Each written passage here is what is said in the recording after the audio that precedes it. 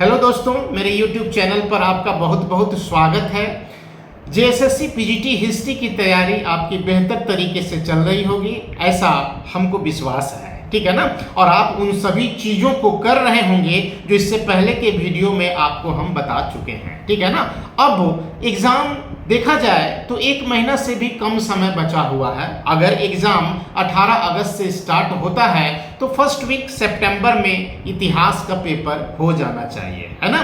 जैसा कि हम लोग सबको पता है कि सबसे ज़्यादा जो फॉर्म डाला गया है वो हिस्ट्री सब्जेक्ट में ही डाला गया है। तो इतिहास का जो एग्ज़ाम होगा वो निश्चित रूप से 2 से 4 फेज के बीच जो है सो हो सकता है। मतलब कि 4 या 3 अलग अलग जो है सो बैच वाइज ये एग्ज़ाम जो है सो हो सकता है, जो मेरिट बनेगा और नॉर्मलाइज्ड मार्क्स के आधार पर बनेगा, है ना। मतलब इतिहास जो पीजीटी का जो पेपर है उसका जो एग्ज़ाम होगा वो निश्चित रूप से चैलेंजिंग होगा और उसमें एक ज़बरदस्त टाइप का मेहनत की जो है सो आपसे अपेक्षा वो कर रहा है ना।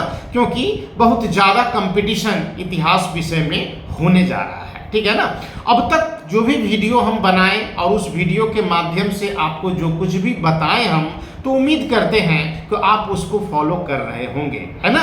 अब 1 महीना से भी कम समय बचा हुआ है ना। तो क्या करना है इतिहास के पेपर में हम लोगों को, किन चीज़ों को जो है सो देख लेना है, उसी पर आधारित है आज का यह वीडियो, है ना। जो आपको करना है 20-25 दिन के दौरान, है ना। तो क्या क्या करना चाहिए आपको, ठीक है। तो सबसे पहला चीज़ तो आप अब ये कीजिए, है ना। आप अब तक बहुत कुछ कर चुके हैं, है ना। जो भी हम बता चुके हैं आपको वो आप ईमानदारी पूर्वक किए होंगे, है ना। ये मान करके आपको हम बताना चाहेंगे कि अब आपको क्या करना है। ठीक है।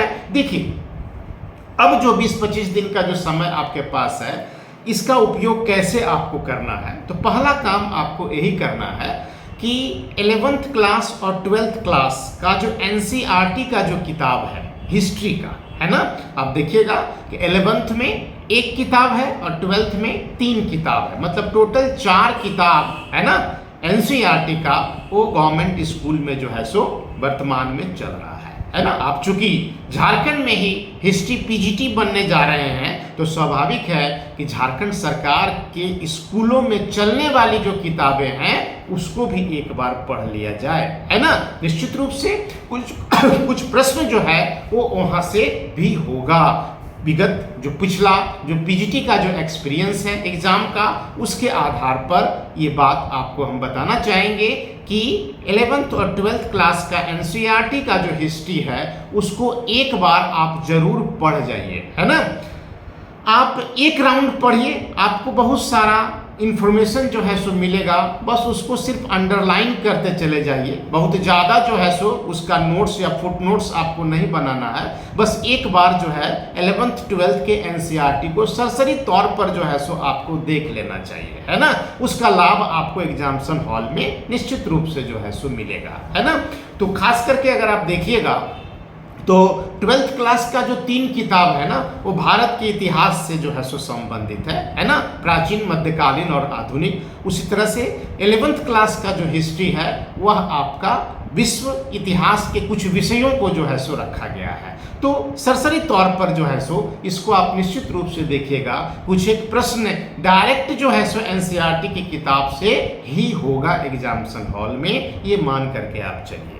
दूसरा चीज आपको क्या करना है, तो दूसरा चीज ये करना है आपको कि इतिहास, चूंकि झारखंड में पीजीटी का एग्जाम हो रहा है, तो आप एक चीज और कीजिएगा कि लूसेंट का जो सामान्य ज्ञान है ना। तो लूसेंट के सामान्य ज्ञान में हिस्ट्री वाला जो खंड है, झारखंड के इतिहास वाला जो खंड है, उसको आपको एक बार जो है सो देख लेना है ना। खास करके भारत के परिप्रेक्ष्य में जो भी फैक्ट उसमें जो है सो दिया हुआ है ना। जैसे एक एग्जांपल्स के माध्यम से आप समझिए, मान लीजिए कि भारत के इतिहास के अंतर्गत आप जो हैं असहयोग आंदोलन पढ़ रहे हैं, है ना। तो आप असहयोग आंदोलन पढ़ रहे हैं, असहयोग आंदोलन के बारे में सारा चीज आप जान रहे हैं, लेकिन झारखंड के संदर्भ में भी अगर असहयोग आंदोलन आप देख लिए हैं तो एक दो प्रश्न वहां से पूछा जा सकता है ना। जैसे कि जब असहयोग आंदोलन चला तो झारखंड में कौन कौन से क्षेत्रीय स्तर के नेता इस आंदोलन से जुड़े हुए थे, है ना। तो आप झारखंड के इतिहास को, खास करके जो फ्रीडम मूवमेंट वाला जो सेक्शन है, वो झारखंड के संदर्भ में भी जो है सो आप एक बार पढ़ लीजिएगा। इससे एक दो प्रश्न जो है सो एग्जाम में पूछा जा सकता है ना। तो लूसेंट के सामान्य ज्ञान के इतिहास वाले खंड में खास करके फ्रीडम मूवमेंट वाला जो सेक्शन है उसको आपको देख लेना चाहिए, है ना। एक बार आप सरसरी तौर पर जो है सो उसको देख लीजिए। हो सकता है एक दो प्रश्न झारखंड के संदर्भ में पूछ दे, भले सीधे सीधे सिलेबस में वो चीज नहीं दिया हुआ है ना।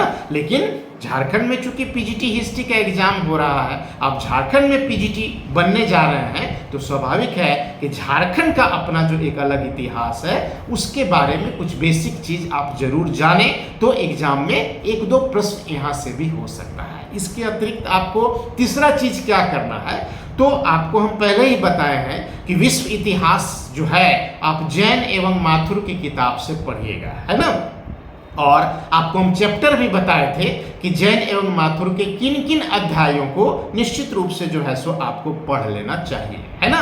तो आप पढ़ चुके हैं और आज आपको क्या करना है, उसको रिवीजन करना है प्रॉपर वे में। जैसे पुनर्जागरण, धर्म सुधार आंदोलन, है ना, रूसो, कांट आदि का जो विचार वगैरह जो आपको हम बताए थे, फ्रांस की क्रांति, नेपोलियन का उदय और विकास, फिर रूस की क्रांति, है ना, फिर अमेरिका का स्वतंत्रता संग्राम, फिर पहला विश्व युद्ध, हिटलर का उदय और विकास जो है सो कैसे हुआ, दूसरा विश्व युद्ध, है ना, विश्व युद्ध के पश्चात, सेकेंड वर्ल्ड वार के पश्चात की कुछ एक घटनाएं, जैसे शीत युद्ध का जो कंसेप्ट था, है ना, उपनिवेशीकरण का जो कंसेप्ट है, गुटनिरपेक्षता का जो सिद्धांत है ना। तो ये सब कुछ ऐसा सेक्शन है, कुछ ऐसा यूनिट है जहां से प्रश्न रहता है ना। तो विश्व इतिहास में इन चीजों को आप एक बार दो बार, जितना बार भी हो सके, जितना ज़्यादा आप रिवीजन उसको कर सके,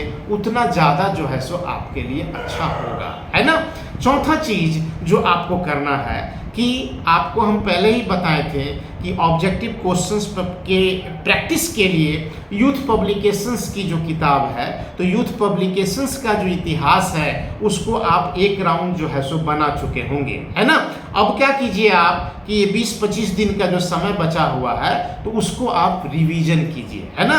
एक राउंड जो है वो सारा क्वेश्चंस फिर से जो है सो आप देखने का प्रयास कीजिए। निश्चित रूप से इसका लाभ आपको एग्जामिनेशन हॉल में मिलेगा, है ना।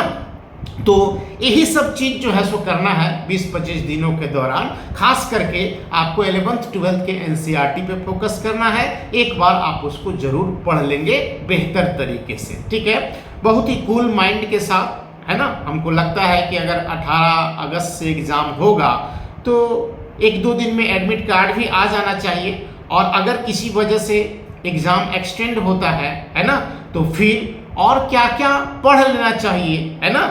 जो समय अतिरिक्त जो हम लोगों को मिलेगा तो उस पर फिर अलग से एक वीडियो के माध्यम से हम आपको बता देंगे। लेकिन यही मान करके चलना है फिलहाल कि एग्जाम तय समय पर जो है सो होगा, है ना।